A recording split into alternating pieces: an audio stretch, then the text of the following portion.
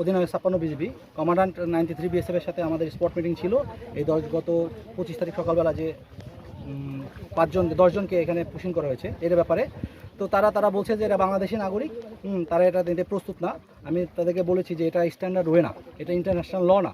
এটা international law হয়ে যদি এক দেশের নাগরিক যদি অবৈধভাবে অন্য দেশে থাকে তাকে পুলিশের মাধ্যমে ইন্টারন্যাশনাল ল মেনে তাকে হ্যান্ডওভার করা উচিত। এভাবে আমরা অ্যাকসেপ্ট করবো না। তারা এটা বাংলাদেশি নাগরিক ওরা ফেরত নিতে রাজি না। আমরা আমাদের অবস্থান অনড়। আমরা বলেছি যে না, আমরা এভাবে গ্রহণ করবো না, এটা অবশ্যই ইন্টারন্যাশনাল আইন অনুসারে হইতে হবে। তো তারা বলেছে যে তাদের হাইট কোর্টের সাথে কথা বলবে, বাট আমরা এই পজিশনে অনর যে আমরা অবৈধভাবে যদি আমাদের সীমান্ত দিয়ে কাউকে অনুপ্রবেশ করানো হয়, পুশিং করানো হয়, এটা আমরা এখনও অ্যাকসেপ্ট করবো না এবং ভবিষ্যতেও আমাদের এবারের মধ্যে কোথাও আমরা অ্যাকসেপ্ট করবো না। তাদেরকে আমরা বলেছি তাদেরকে এটা নিয়ে যাওয়ার জন্যে, তারা এটা আশা করছি তারা এটা নিয়ে যাবে, বাট আমরা এদেরকে বাংলাদেশ অভ্যন্তরে প্রবেশ করতে দিব না।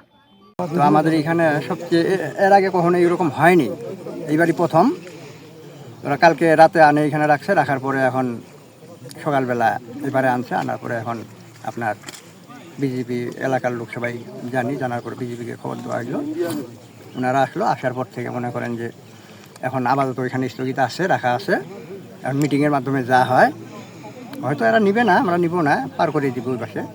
এই আমরা যেহেতু সীমান্ত এলাকায় থাকি, আমাদের সীমান্ত নিরাপত্তার ক্ষেত্রে তো আমাদের বিজিপি আছে, বিএসএফ আছে। তো মানুষজনকে জোর করে এইভাবে বাংলাদেশি মনে করে তাদেরকে পুশিং করা হচ্ছে।